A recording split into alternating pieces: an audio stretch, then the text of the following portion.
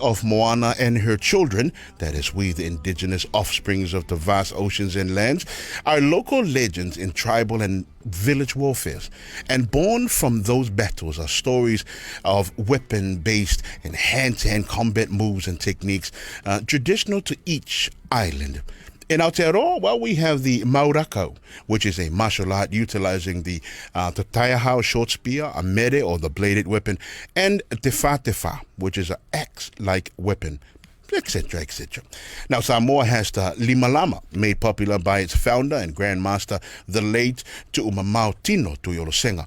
Tokelau, on the other hand, is the origin of a form of wrestling called hangatua.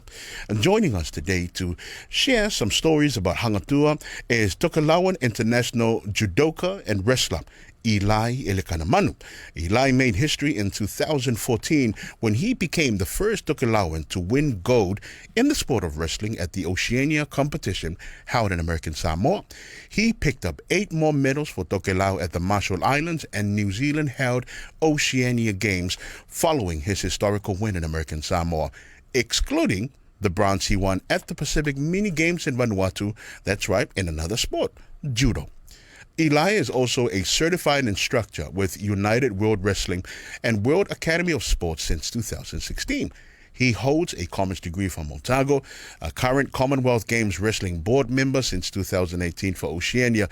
And the man is just 2 papers away from completing a postgraduate diploma in sport management through Mass University. And that's just something I could gather in one breath. Anyway, joining us now, we say taloha ni. Welcome to the program. Taloha lava. Ilai Elekana Malo Manu. ni, taloha ni. Thank you for the introduction. Oh, wow. Hey, Malo ni koutou. yeah. Hey, welcome. Look, first of all, before we carry on with getting to know you and getting to know and understand Hangatua, tell us a little bit about yourself. Hakamanamoni. Yep. Ko toku ingoa ko Ilai Elekana Manu. Ko toku mātua, my mom. She's Tokelauan. So I come from the Ihiopo, Pilitati, Tarao, and Ihiopo families in Tokelau. Ko toku tamana, my dad. Ia o Samoa. My ngofali'i, Salesi, Malaru Manu. Myself. Was born in Otepoti, Dunedin. Shout out to the Tokelau Dunedin community. Um, and my wife, she's New Zealand, so whakalawhalai atu. Um, and yeah, I'm like you said, passionate about the Hangatua Tokelau wrestling. Thank you, Eli. Before we get to Hangatua, I mean, for you yourself, did you grow up in the sport, or how did you get involved in this and these 2 chosen fields? Because for you now, you started off with wrestling, and then eventually now you are an international judoka practitioner. Tell us a story about how Eli stumbled into the oil of wrestling. Yeah, I've always been interested in. I think my first interest around wrestling in particular was the WWF.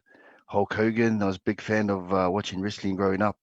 So always been roughhousing with brothers, friends. How I got particularly into Olympic wrestling was through an interest in mixed martial arts. Found a lot of the fighters that I was big fans of were had base in Olympic wrestling. So I had the opportunity to join a club out in Te West Auckland, in Club Physical, and then from there I started training, cross training through Brazilian Jiu Jitsu, and then I picked up judo a bit later when it came to wanting to compete at Pacific Games, and wrestling wasn't on offer. But I would say for the most part, my passion is what you would call maybe Olympic wrestling, and that would be my main sport. I was just about to ask if you've got a wrestling name like, like Eli the Eagle or Elekana the Mafanafana, but now you're saying it's Olympic wrestling, so I rest my case. Hey, look, I'm the father of a child in the disability community, and I brought this up because your coach. I remember there was a time I saw a video of you. You were training with there was a guy that was training you, but he is of low vision. Am I correct? I mean, can you Mm, tell us more about that? yep. Because I found that fascinating. Yes. So he goes by the name of Clinton Davies, aka the blind grappler. He's known these days. Quite well known in the Brazilian Jiu Jitsu circle, but he got me started in wrestling. So he was quite uh, so he's visually impaired. He can't see. He basically needs a cane to walk around. But he his sense of touch and ability to wrestle against um, fully able-bodied people that could see what he's doing. It was, to me, it was quite inspiring. So for him, a big part of his story is not letting his disability hold him back. So I think it's a great message out there for the likes of your son and others who are living with disabilities. That you know, I guess you can look at his story and other inspiring stories out there of people with disabilities, and you know, sky's the limit. You know. Wow. Thank you for that. That's awesome. Um, Now, tell me about the moment when Tokelau National Anthem was played during that time when you won the first ever gold medal for Tokelau at the Oceania Games in 2014. Yeah, I was filled with just a lot of pride, being Tokelau, seeing the flag go up. It was quite a special moment for me. I was overcome with a lot of emotion, shed a few tears on the podium, and for me as well, the year prior, I pulled out of the Oceania Games. Unfortunately, with my nana passed away, so I definitely felt her presence there with me at that time, of my Tokelau side. It made it more special as well, being the only Tokelauan representative there. And just, I think, you know, all the hard work, all the weight cutting, training, all paid off. So seeing that the flag raised and the anthem being sung was a big reward for me, and something that is very special. I saw a photo of you during those tears. Thank God you don't do ugly cries. So good on you, Elon. Hey, look, now we arrived to the moment that this is the main reason I wanted to talk to you. Hangatua. When I first see posts by you and demonstrations and talking about Hangatua, I thought, oh, yeah, it must be like the Samoan have lape or, you know, those games we play in the village. But this is an actual, well, if you were to define it, it's sort of like an empty hand combat system with this. It looks similar to wrestling, but then when I dug deeper, it actually was founded on the shores of Tokelau. Tell us about Hangatua. So Hangatua, um, the history of it, what one of the Doinas told me that when Tokelau's would travel into Ireland or into Atoll, the first point of contact, as the boat docked, would be the men wrestling on the sand. One Toina would yell out to the other, "How he tahi?" Like, send one of yours, you know, and they would meet on the sand. So uh, to me, hearing that story is it shows a lot of history and a lot of culture in it behind the art form, um, and the rules. They differ from others with Tokelau and wrestling. As soon as your back hits the sand, game over basically. But yeah, it's something that over time we've seen less and less of.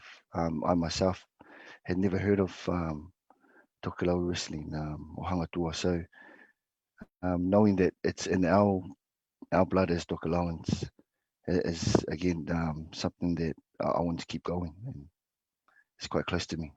Hmm. And just for the sake of our audience, we will be releasing a video online this week, and it's Eli himself demonstrating Hangatua. Now, if you are familiar with wrestling, there are similarities in terms of the demonstration, but again, I think it's also Eli putting together whatever stories is left and demonstrations of Hangatua together with his background as a wrestler, which then all come together and form what we'll be seeing. Now, what are your current plans in growing the awareness of Hangatua, Eli? Yep. So I've had workshops in Samoa, Australia, and New Zealand. So I want to continue to do that. Hold more workshops, make it available for our youth who want to give it a go.